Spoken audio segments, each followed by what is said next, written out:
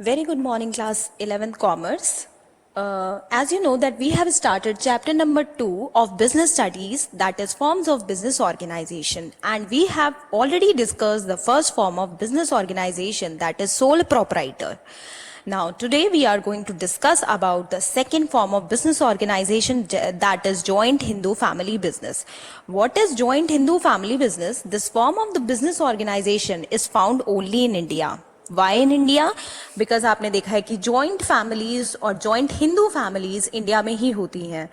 So it is the oldest form of the business organization in the country. It refers to the form of business organization wherein the business is owned and carried on by the members of the Hindu undivided family. ये वो business organization होता है जो कि owned भी और controlled भी और managed भी members of the Hindu undivided family से होता है. It is governed by the Hindu succession law. Okay, this business is controlled by the head of the family who is the eldest member is called कर्ता. So कर्ता होता है, कर्ता कौन इंसान होता है जो कि हिंदू ज्वाइंट फैमिली में द एल्डेस्ट मेंबर होता है. चाहे जैसे आपके घर में दादाजी सबसे बड़े हैं तो वो होंगे कर्ता. तो सारे डिसीजन, सारे कंट्रोल्स एंड सारे राइट्स उन्हीं के अंडर लाई करेंगे. उसके बाद जो बाकी मेंबर्स होंगे फैमिली में उन्हें को पार्टनर्स कहा जाता है.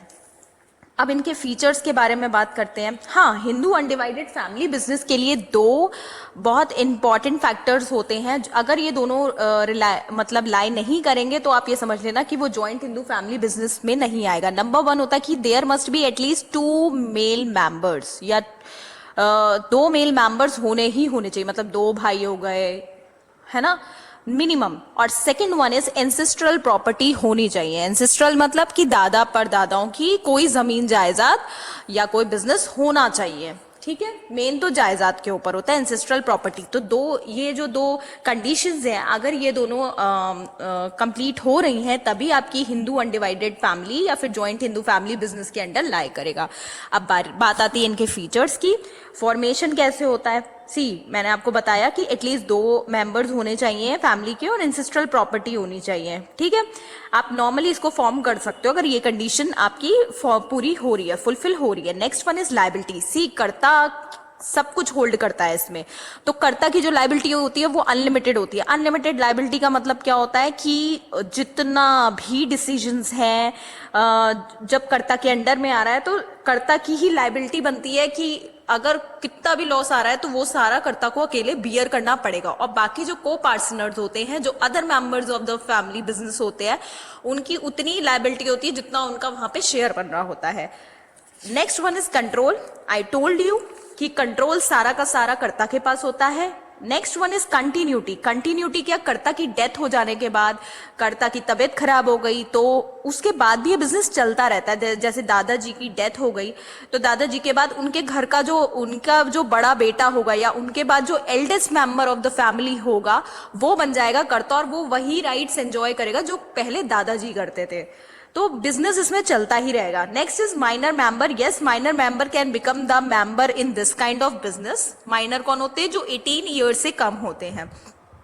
वैसे नॉर्मली आप जॉब पूछने जाओगे या कोई और लीगल पार्टनरशिप फर्म वगैरह खोलोगे या कोई बड़ी टाइप की कोई बिजनेस में जाओगे तो आप अगर 18 से कम के हो तो आपको नहीं बुलाया जाएगा, आप माइनर में कंसीडर करे जाओगे. बट फैमिली बिजनेस में यू कैन. अब हर चीज के फायदे नुकसान होते हैं.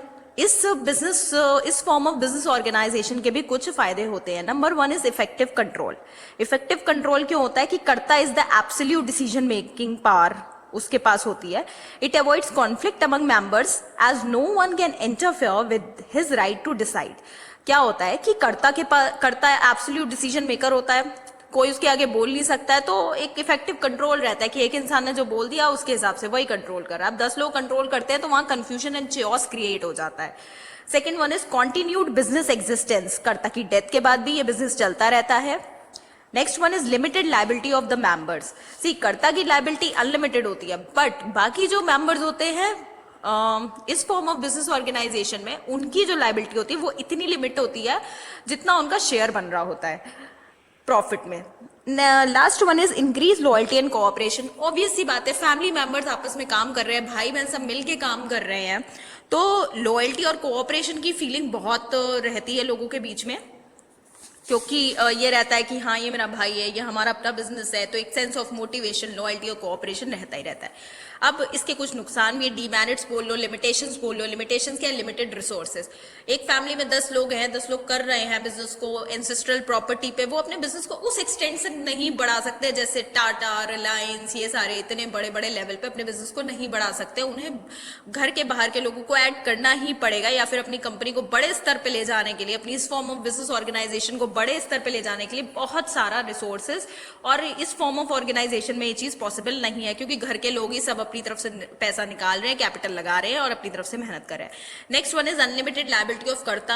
हाँ, कर्ता के ऊपर ही सारा प्रेशर आता है, तो ये भी एक नुकसान है। जो कर्ता होता है, ठीक है, he enjoys every kind of right, but उसको हमेशा टेंशन रहती है कि सारी लायबिलिटी मेरे ऊपर ही है।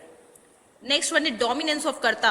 जरूरी नहीं है कि कर्ता जो है, एज आई टोल्ड यू, कि karta is the ultimate decision maker in this form of organisation. जरूरी नहीं है जो कर्ता है वो हर तरीके के डिसीजंस लेने में सक्षम हो सकता है किसी किसी सिचुएशन में उसने गलत डिसीजन ले लिया हो। कहीं कहीं ऐसा होता है कि कर्ता इतना केपेबल नहीं होता है कि वो पूरे बिजनेस को अच्छे से होल्ड कर ले, लेकिन फिर भी यहाँ पे डोमिनेंस रहता है, उसके आगे कोई बोल नहीं सकता है।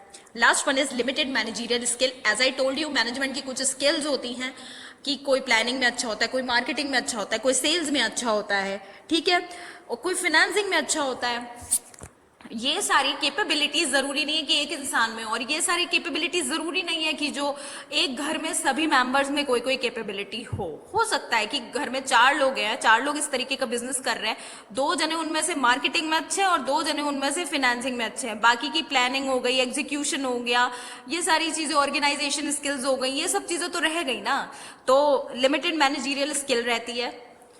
अब बात करते हैं कि आज के टाइम में इसका क्या ये इसका लेवल क्या रह गया है। तो joint Hindu family business is on the decline because of the diminishing number of joint Hindu families in the country. Joint families अब देखने को मिलती नहीं है, इसीलिए ये फॉर्म ऑफ ऑर्गेनाइजेशन अब ज्यादा देखने को नहीं मिलता है। Last point is, according to Hindu Succession Amendment Act 2005, the daughter of the co-parceners of the joint Hindu family shall by birth become a co-parcener। पहले क्या होता था, लड़कों को ही राइट दिया जाता था, बट 2005 से जो हमारा एक अमेंडमेंट बिल पास हुआ है, उसके अकॉर्डिंग घर की जो बेटियां होती हैं वो उनको भी प्रॉपर राइट्स मिलेंगे जैसे उनके बेटों को मिलते हैं बराबर के। आई होप आपको ये वाला फॉर्म ऑफ बिजनेस ऑर्गेनाइजेशन बहुत अच्छे से समझ में आया हो, और in case you have any problem then ask me. Thank you very much.